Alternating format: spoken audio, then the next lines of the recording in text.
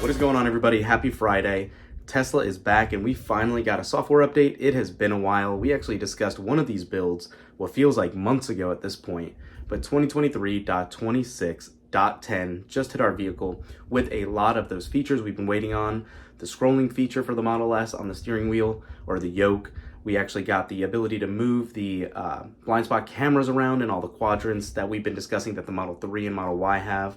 So yes, this is a loaded update. This gives us a new game as well and quite a few other new features.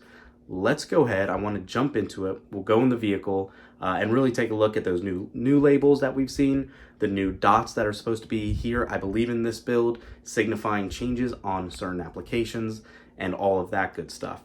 So let's jump in the vehicle. Let's talk about it. Thumbs up this video. It really helps out the channel. Subscribe as well if you're not. We're doing regular Tesla updates and Tesla videos in general on the daily basis. Let's go. All right, as you can see, we are in the vehicle and we are on 2023.26.10. Obviously, there is some new notes for the FSD beta. This build is 11.4.4, so there obviously has been quite a few changes here. There's about, let's look, 1, 2, 3, 4, 5, 6, 7, 8, 9 bullet points with some changes in specific effort categories that they've done. Obviously, you have your traditional full self-driving beta suspension updates. Your cabin camera is still being utilized, and the cabin camera to use that as well is all still here. More of the interesting stuff for non-FSD users are going to be in here in the form of 2023.26. Charge on solar is what we talked about before. This will now allow you to charge your Tesla on solar energy if you have a Powerwall. And if you do, you can choose how much charging comes from solar versus other sources.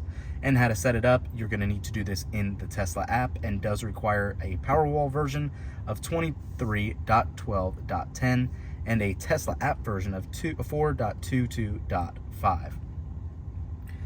Beyond that, we have that Spotify refresh. We don't personally use Spotify, but I've heard this gives it a much more universal look to what you're used to, and it just really revamped the UI and made it that much better. Scroll wheel customization is something we've been waiting on for a while, and I'm definitely happy to see it here. This now will allow you to customize the scroll wheel. You can do more things with the left scroll button on the steering wheel or yoke. You can control settings like brightness and acceleration mode, or perform actions like toggle the camera, raise suspension, open the glove box, or save dash cam footage. You will set this up by long pressing the left scroll button to bring up a list of functions and scroll through the list. To choose which function comes up by default, go to Control, Displays, Scroll Wheel Function. So let's go ahead and do that actually right now. And one other call out, as you can see here, we do have icons or little dot notification icons under the quote-unquote app to let you know there is that update here like we were discussing. So Controls, Display, Scroll Wheel Function, Controls, Display, as you saw the little sign there, Scroll Wheel Function, and again, you can see we have that new tag as well. So nothing is set right now, and the options are temperature, band speed, display brightness, save dash cam, acceleration mode, suspension, steering wheel heat, camera, and defrost. I don't believe that. Oh, it is scrollable, dome lights, and glove box. So you can set that as you choose. I will go ahead and use it as, let's actually go ahead and just set it as acceleration mode just to show you. And then let's move this over, and you can see here if we long press, we now have our acceleration option for Sane, Sport, and Chill. Just like that, you can scroll over for the menu and adjust it here as well. And live time, as you can see as I scroll, it's updating it.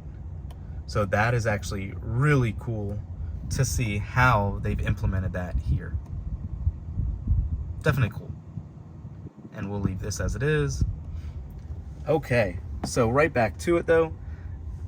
Going back, the next new update is blind spot camera.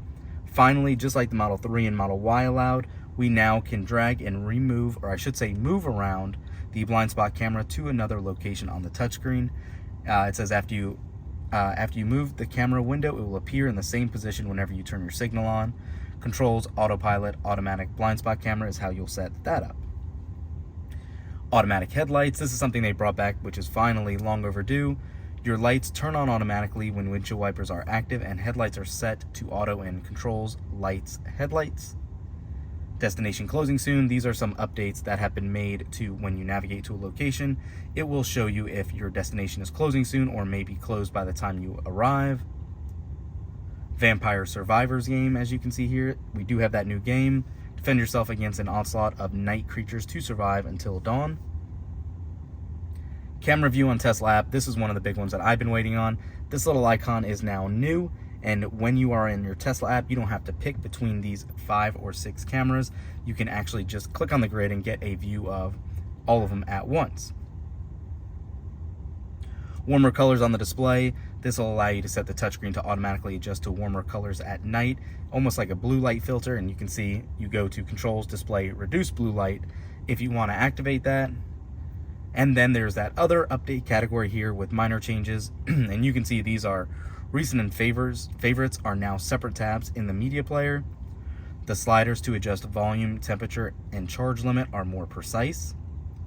Sentry mode records if someone tries to open a door or trunk when the vehicle is locked.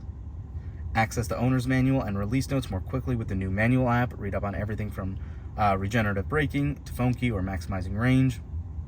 Automatic navigation now shows more details about the destination itself. And Swiss French keyboard are available. And of course, the traditional disclaimer, availability varies by model and location. So yeah, pretty neat, nice big update finally. One thing I do want to look at though is, did we get a new navigation data? No. So we still have not, as you see, like we've discussed in other videos, we are way past halfway through the year now. We usually get 2 updates a year as far as navigation data goes. We still don't have a single one. We're running on one basically almost a year old at this point, which is kind of crazy, unfortunately. So we'll see what's going to happen. I do hope that this update has fixed my issue where it would not pull in software updates when you actually went around and drove back in. It wouldn't pull and refresh, and it looks like it's still not doing it now. Kind of weird, but it is what it is in that regard. Over here again too, we have that little icon, what's new here. You can see Spotify is being pulled up. Again, we're not logged in, so that's not going to help us. And then here is that owner's manual app. If you've never looked at that, you have all your information right here. So yeah, quite a bit going on in this update. I hope that it is a stable build. We were having some issues with the car not unlocking when we approached it, regardless of what phone we were using. We were experiencing some other little random issues where in the Model S, obviously here, it would not auto shift when you got in the car and tapped on the brake, I guess too early before the system updated or was ready to wake up and go. That was still outstanding. But beyond that, everything worked great in the last version. This one should be pretty good. We are definitely excited as well to get a really first drive with 11.4.4 for FSD and see how that works. There's rumors there's another build coming out as well very, very soon, and we can't wait to get our hands on that one as well. It should be even better and getting us closer to V12 that Elon has been teasing. So yeah, a lot in this video. Thanks for sticking around and watching. Thumbs up the video, subscribe to the channel, and we will catch you in the next one. Peace.